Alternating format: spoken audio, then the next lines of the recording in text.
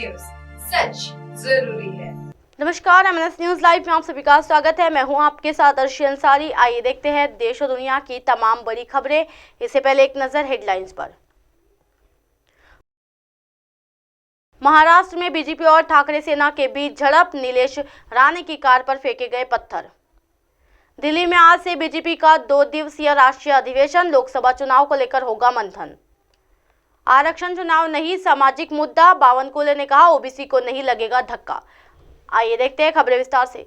महाराष्ट्र में बीजेपी और ठाकरे सेना के बीच झड़प, नीलेश राणे की कार पर फेंके गए पत्थर। जी हां, महाराष्ट्र के रत्नागिरी जिले में एक सार्वजनिक कार्यक्रम में जा रहे पूर्व सांसद नीलेश राणे की कार पर एक अज्ञात व्यक्ति ने पथराव कर दिया, जिससे उनकी पार्टी और शिवसेना यानी यूबीटी के कार्यकर्ताओं के बीच तीखी झड़प हो गई है।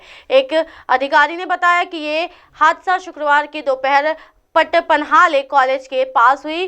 गुहामर पुलिस के एक अधिकारी ने कहा कि नीलेश राणे और शिवसेना यानी यूबीटी नेता भास्कर जाधव के समर्थक आपस में भिड़ गए, जिसके बाद पुलिस और भीड़ को तितर-बितर करने के लिए आंसू गैस छोड़नी पड़ी। पुलिस ने बताया कि हादसा शुक्रवार को हुआ, जिसमें राणे की कार को क्षतिग्रस्त करने का प्रयास किया गया। पुलिस ने ये जानकारी दी और कहा कि जब नीलेश राणे और सार्वजनिक बैठक के लिए जा रहे थे तो किसी ने कथित तौर पर उनकी कार पर पथराव किया। अधिकारी ने बताया कि इतने में भाजपा कार्यकर्ता घटनास्थल पर एकत्र हो गए और दोनों दलों के कार्यकर्ताओं ने एक दूसरे पर पत्थर फेंकना शुरू कर दिया। उन्होंने कहा कि झड़प में कुछ कारें क्षतिग्रस्त हो गई। पुलिस लोगों के घायल होने के बारे में जानकारी जुटा रही है और घटना को अंजाम देने वाले के खिलाफ प्राथमिकी दर्ज करने की प्रक्रिया भी जारी है। नीलेश राणे केंद्रीय मंत्री नारायण राणे के बड़े बेटे और बीजेपी विधायक नितेश राणे के भाई है। बढ़ते अगली खबर की ओर। दिल्ली में आज से बीजेपी का 2 दिवसीय राष्ट्रीय अधिवेशन, लोकसभा चुनाव को लेकर होगा मंथन। जी हां, लोकसभा चुनाव की तैयारियों में सभी सियासी दल जुट गए हैं। इस बीच राजधानी दिल्ली में आज से बीजेपी पर 2 दिवसीय राष्ट्रीय अधिवेशन शुरू हो रहा है। प्रगति मैदान स्थित भारत मंडप में आयोजित होने वाले बीजेपी के 2 दिवसीय राष्ट्रीय अधिवेशन में देश भर के करीब 11,500 प्रतिनिधि हिस्सा लेंगे।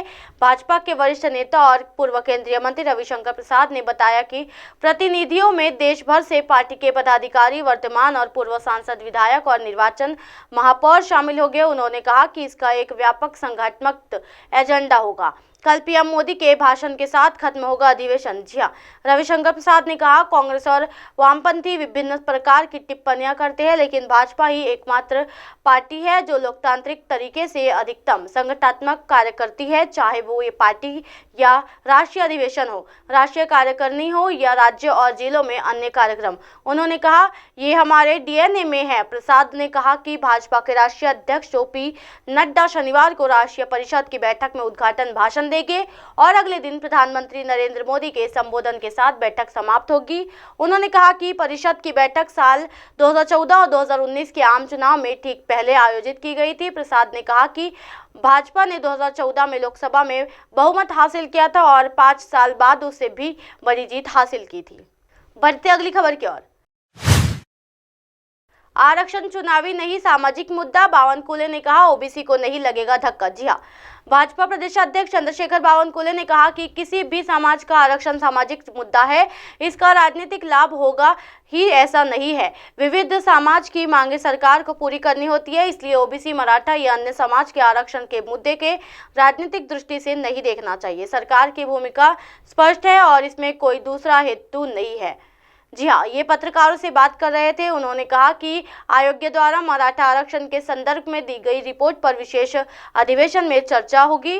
मराठा आरक्षण के संबंध में जो कानून मुख्यमंत्री लाएंगे उसे भाजपा का पूर्ण समर्थन होगा। उन्होंने स्पष्ट किया है कि इससे ओबीसी आरक्षण को 0% भी धक्का नहीं लगेगा। उन्होंने कहा कि देवेंद्र फडणवीस ने सीएम रहते हुए मराठा को अलग आरक्षण दिया था। ओबीसी आयोग की रिपोर्ट के बाद सरकार पूरी तरह अभ्यास कर रही है कि कानून का मसौदा तैयार करेगा। मराठा आरक्षण के संदर्भ में सुप्रीम कोर्ट ने जो त्रुटि निकाली थी उसे पूर्ण किया जाएगा। टिकने वाला आरक्षण दिया जाएगा। मराठा समाज को आरक्षण मिलना ही है। इसलिए मनोज जरांगे अपना अनशन वापस ले व सरकार की भूमिका का स्वागत करे। बावनकुले ने कांग्रेस को आड़े हाथ लेते हुए कहा कि ओबीसी आरक्षण के संदर्भ में टीका करने की अपेक्षा नाना पटोले को अपने नेता राहुल गांधी को समझना चाहिए। वे बार बार ओबीसी समाज का अपमान कर रहे हैं। कांग्रेस ने 65 वर्ष में अभी ओबीसी को न्याय नहीं दिया। पटोले और विजय वडेट्टीवार से इस्तीफा की मांग की थी, लेकिन दोनों ने कुछ नहीं बोला।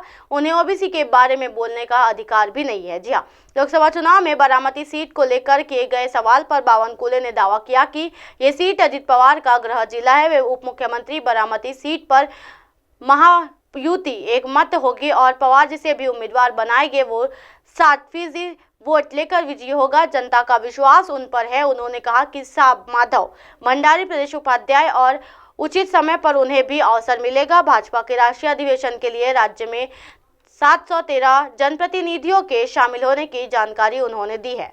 इसी तरह की दिन भर की तमाम बड़ी खबरों से फिर कराओगे आपका रूबरू। तब तक के देखते रहिए एमएनएस न्यूज नेटवर्क। मेरे साथ ये निर्शन सारी के साथ नमस्कार।